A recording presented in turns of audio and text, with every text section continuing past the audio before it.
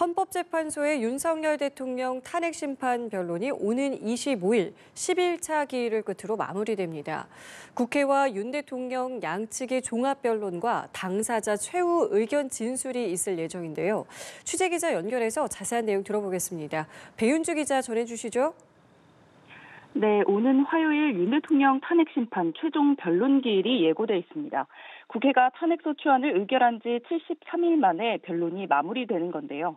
이날 국회와 윤 대통령 대리인단은 각각 2시간 동안 그간의 변론을 마무리 짓는 종합 변론에 나서게 됩니다. 국회 측은 12.3 비상계엄의 위헌성과 불법성을 재차 강조하고 윤 대통령이 군과 경찰을 동원해 국회와 중앙선관위 등 헌법기관 침탈을 시도했다고 피력할 것으로 보입니다. 윤 대통령 측은 야권의 줄탄핵과 일방적인 정부 예산 삭감 등으로 국가 비상사태에 준하는 상황이어서 계엄 선포가 적법했다는 주장과 함께 국민 호소용 계엄, 경고성 계엄이었다는 주장을 이어갈 전망입니다. 끝으로 당사자의 최후 진술이 있는데요. 소추단 단장인 정청래 국회 법제사법위원장과 피청구인 윤석열 대통령이 시간 제한 없이 최종 의견을 피력하게 됩니다.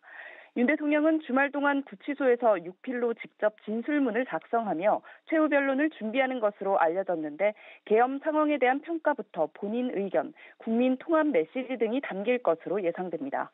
정 위원장 등 국회 측도 어제 오전 회의를 열고 마지막 변론 전략을 점검한 뒤 최종 메시지를 계속 다듬고 있는 걸로 전해졌습니다. 헌재가 변론 종결 이후 재판관 평의를 통해 탄핵 여부에 대한 의견을 모으는 데는 통상 2주가 소요됩니다. 이에 따라 윤 대통령 파면 여부는 3월 11일 전후로 결정될 거라는 관측입니다.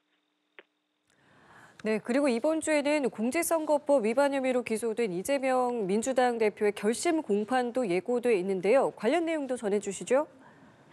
네, 서울고법 형사 6-2부는 오는 26일 이재명 대표의 공직선거법 위반 혐의 항소심 재판 5차 공판기일과 결심 공판을 연달아 진행합니다.